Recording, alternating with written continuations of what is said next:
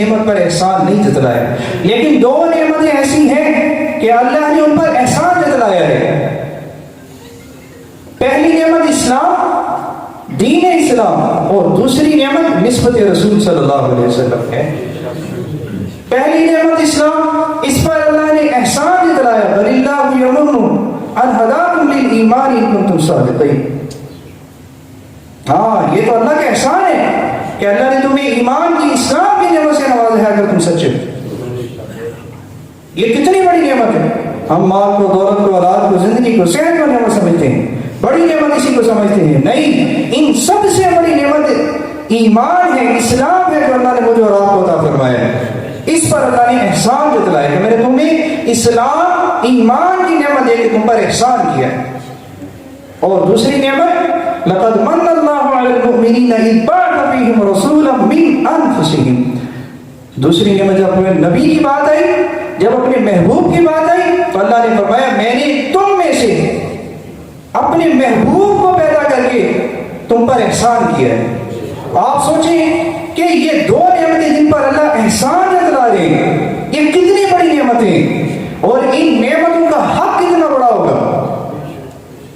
ان نعمتوں کا حق کتنا بڑا ہوگا. اور میرے دوستو، شکر دو طرح سے ہوتا ہے نعمتوں کا. ایک ہے زبان سے شکر، اللہ نے بولنے کی طاقت دی، اللہ تیرا شکر ہے میری زبان سے رحمت ہے. ایک ہے صحت کی نعمت، یا اللہ تیرا شکر ہے تو نے مجھے بیماری سے بچایا زبان سے بول کے. یا اللہ تیرا شکر ہے تو نے مجھے سننے کی قوت عطا فرمائی، یہ زبان سے شکر ہے. یہ بھی شکر کا ایک درجہ ہے، ٹھیک ہے. لیکن کامل شکر کیا ہے؟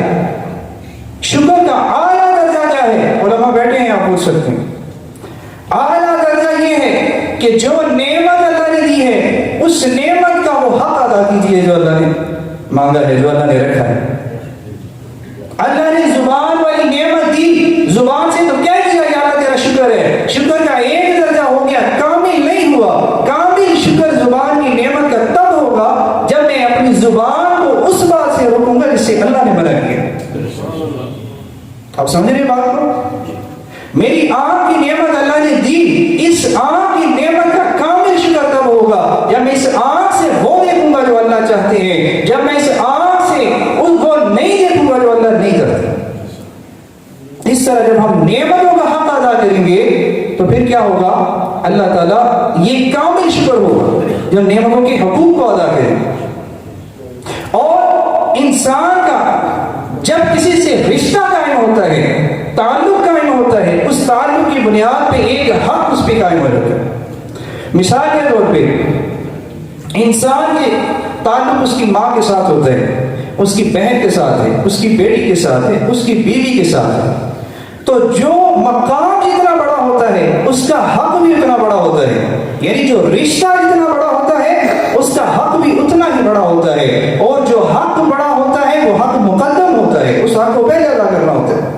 مثال کے طور پہ ایک طرف میری ماں ہے، ایک طرف میری بہن ہے، ایک طرف میری بیوی ہے، ایک طرف میری بیٹی ہے. لیکن اس میں سب سے بڑا حق میری ماں کا ہے. پہلے اس لیے حق مقدم بھی میری ماں کا ہے. پہلے ماں کا حق ادا ہوگا، پھر بیوی بہن بیٹی کا حق ادا ہوگا. آپ سمجھ رہے بات کو؟ آگے چلتے ہیں. اسی طرح باپ ہے، بھائی ہے، بیٹا ہے، دوست ہے. ان رشتوں میں سب سے بڑا حق کس کا ہے؟ بولیے ذرا. سب سے بڑا مقام کس کا ہے؟ تو بڑا مقام، بڑا حق پہلے ادا کرنا چاہیے. بڑا مقام، بڑا حق پہلے ادا کرنا چاہیے. یہ اصول ہے، اسلام ہمیں یہ سکھاتا ہے. اب جتنے ہماری زندگی میں رشتے ہیں، ان سب رشتوں میں سب سے بڑا رشتہ میرا اور آپ کا، میرے اور آپ کے ماں باپ سے بڑا رشتہ جو ہے وہ نبی پاک صلی اللہ علیہ وسلم کے ساتھ ہمارا رشتہ ہے. وہ حضور صلی اللہ علیہ وسلم کے ساتھ امتی ہونے کی حیثیت سے ہمارا رشتہ ہے. یہ رشتہ میرے ماں باپ کے رشتوں سے بڑا رشتہ ہے. اب انصاف سے بتائیے گا، ایمان سے بتائیے گا، ماں باپ سے بڑا حق حضور کا ہے کہ نہیں؟ تو جو مقام رشتہ بڑا ہو اس کا حق پہلے ادا کرنا چاہیے کہ بعد؟ پہلے ادا کرنا چاہیے. اللہ نے خود ارشاد فرمایا، اللہ نے خود بیان فرمایا کہ تمہارے نبی کا رشتہ سب سے بڑا ہے.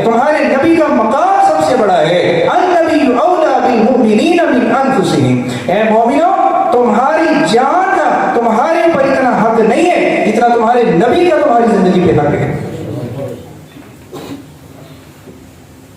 کبھی سوچا اس طرح؟ افسوس سے کہنا پڑتا ہے نبی کا حق بتانے کے لیے تحریکیں چلانی پڑتی ہیں. کہا کرتا ہوں کہ اگر ہمارے پاس کوئی مسجد میں یہودی آئے، عیسائی آ جائے، سکھ آ جائے، ہندو آ جائے اور آ کے آپ سے کہے کہ میں اسلام آنا چاہتا ہوں، میں کلمہ پڑھنا چاہتا ہوں، مجھے آپ مسلمان کیجیے، ہم میں سے ہر ایک یہ کوشش کرے گا یہ سعادت میرے حصے میں آئے، لیکن وہ کہے ذرا رکیے، پہلے آپ جس نبی کا کلمہ مجھے پڑھانے جا رہے ہیں اس نبی کا تعارف کروا دیجیے، اس نبی کے اوصاف بتائیے، اس نبی کا منصب بتائیے، اس نبی کا مقصد حیات بتائیے. ہم میں سے کون ہے جو اس یہودی کو قائل کر سکے، اپنے نبی کا تعارف کرا سکے؟ کتنے شرم کی بات ہے کہ میں میری زندگی کی بہاریں، میری اولاد کی بہاریں، میری واہ میری ہاں یہ سب حضور کے صدقے سے ہے، اور میرا حال یہ ہے کہ میں حضور کا جو سب سے بڑا رشتہ ہے، حضور کا جو سب سے بڑا مقام اور حق ہے، چاہے جائے کہ میں اسے ادا کرتا، میں خود حضور کی سیرت سے نہ واقف، میں خود اپنے نبی کے مقام اور مرتبے سے نہ واقف. کتنی شرم کی بات ہے.